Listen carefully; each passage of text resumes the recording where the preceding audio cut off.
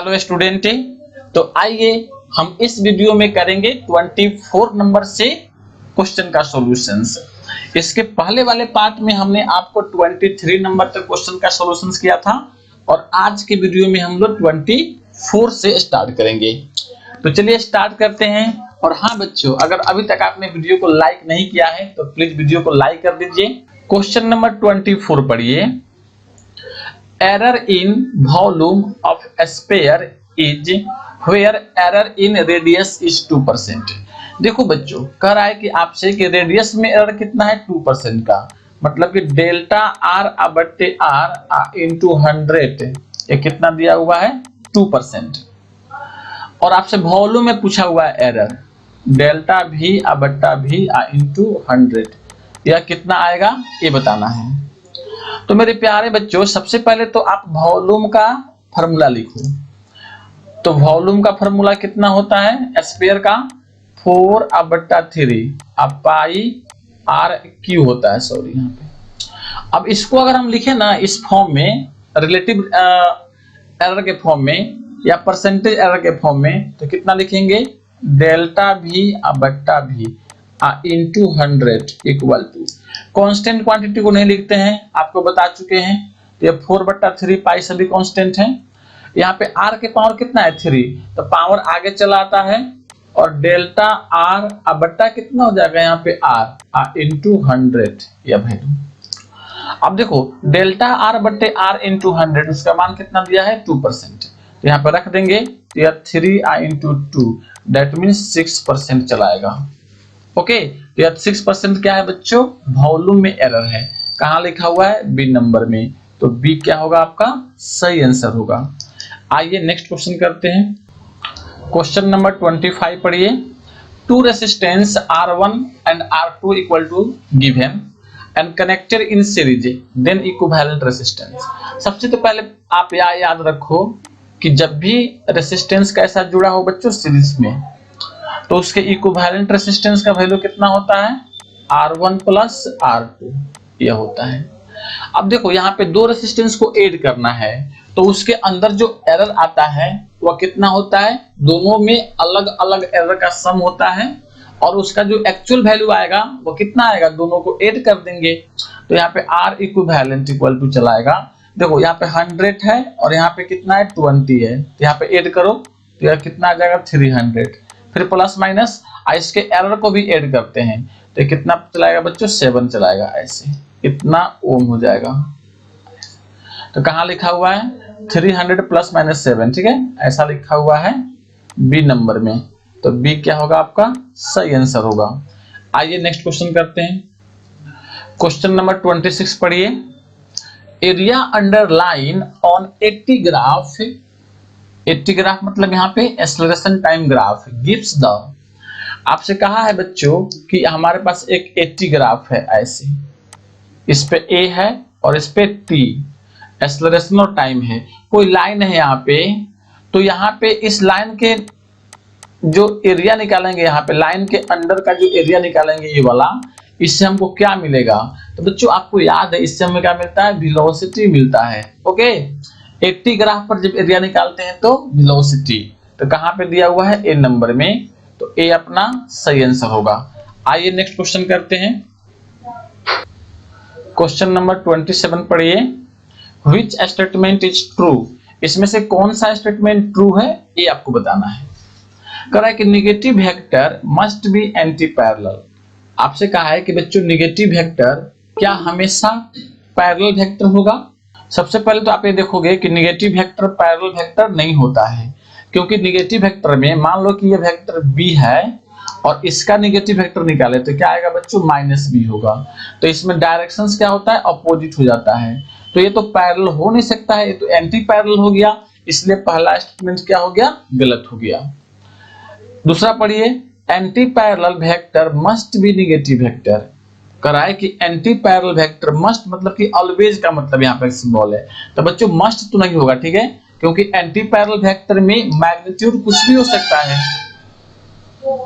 Anti parallel vector में magnitude छोटा बड़ा भी हो सकता है, लेकिन नेगेटिव वेक्टर में क्या होगा बच्चों हमेशा इक्वल मैग्नीट्यूड होता है अपोजिट डायरेक्शंस में, इसलिए बी नंबर में क्या होगा अपना गलत होगा।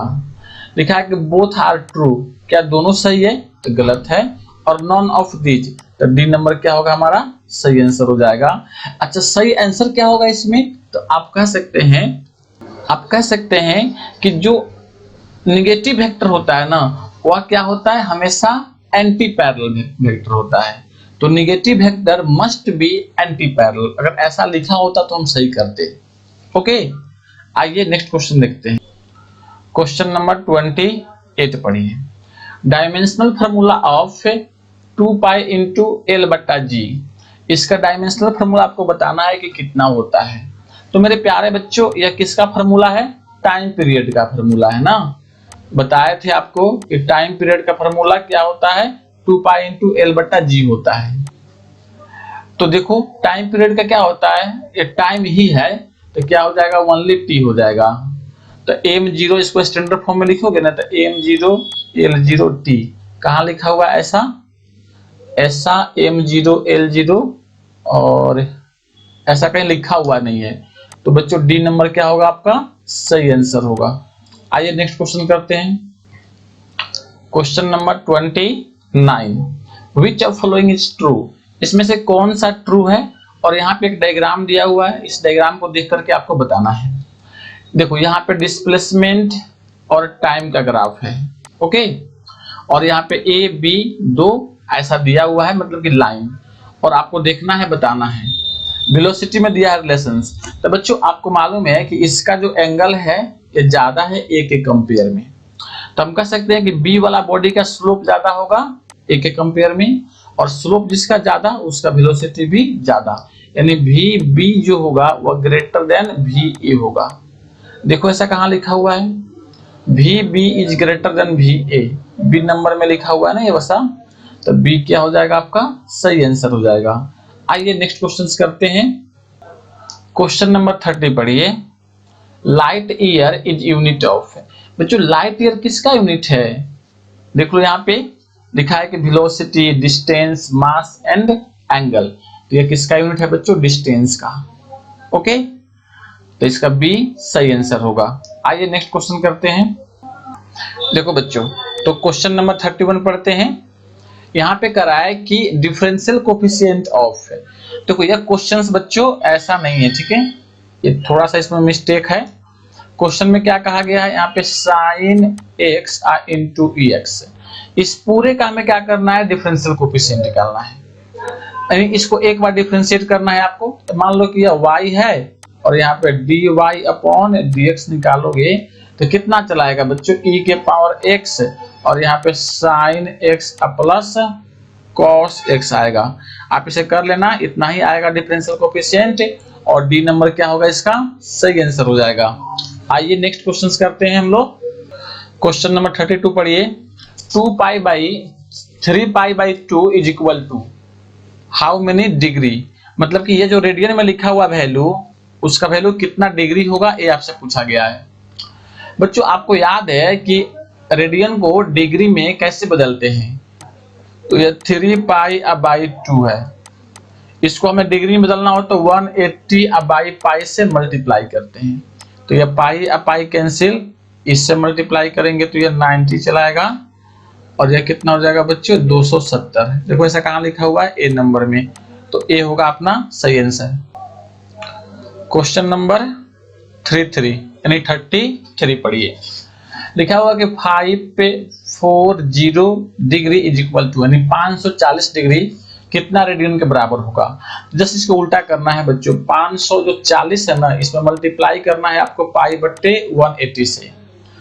देखो 180 से, तो 0 से 0 कैंसिल, 18 3 54, 3 हो जाएगा, यानी 3 पाई चलाएगा आंसर। कहाँ लिखा हुआ है? ए नंबर में, तो ए आपका सही आंसर होगा। आइए नेक्स्ट क्वेश्चन करते हैं। क्वेश्चन नंबर 34 पढ़िए। लिखा हुआ है कि ए क्रॉस बी का जो मोड है वह A cross B, A dot B के मोड के बराबर है, यहाँ पे मोड है, ठीक है ऐसा। Then angle between both will be, दोनों के बीच का एंगल कितना होगा, ये बताएं आप। तो बच्चों सबसे पहले आप याद रखो कि ए क्रॉस बी का वैल्यू कितना होता है, तो ए बी और यहाँ पे साइन थीटा, मोड करेंगे तो इतना ही आएगा, equal to A dot B का वैल्यू कितना होता है, तो यह ए बी और यहाँ पे कितना होगा cos थीटा। ये ए बी से ए बी मर गया, यहाँ पे चला आएगा बच्चों tan थीटा इक्वल टू 1। अरे cos को इधर लेकर आएंगे तो क्या हो जाएगा, डिवाइड हो जाएगा, sin बट्टा cos को 10 बोलते हैं, यहाँ पे 1 बचेगा और थीटा का वैल्यू कितना हो जाएगा यहाँ से 45 डिग्री। ओके, तो ए नंबर क्या होगा अपना सही आंसर होगा। क्वेश्चन नंबर 35 पढ़िए। On displacement time graph slope of line give, कह रहा है कि डिस्प्लेसमेंट टाइम ग्राफ पर यहाँ पे बच्चों एस है और यहाँ पे टी है, और कह रहा है कि अगर कोई लाइन है उसका स्लोप निकालेंगे तो इससे क्या मिलेगा, हमको वेलोसिटी मिलेगा ना। तो देखिए कहाँ लिखा हुआ है, ए नंबर में लिखा हुआ है, तो ए अपना सही आंसर। और हाँ बच्चों, यह वीडियो अगर आपको समझ में आया, अगर आता है तो प्लीज चैनल को सब्सक्राइब कर लें अगर आप चैनल पे नए हैं तो, और वीडियो को लाइक जरूर करें, अपने दोस्तों में से शेयर करें ताकि और भी बच्चे इसका बेनिफिट ले सकें। तो चलिए फिर मिलते हैं अगले वीडियो में।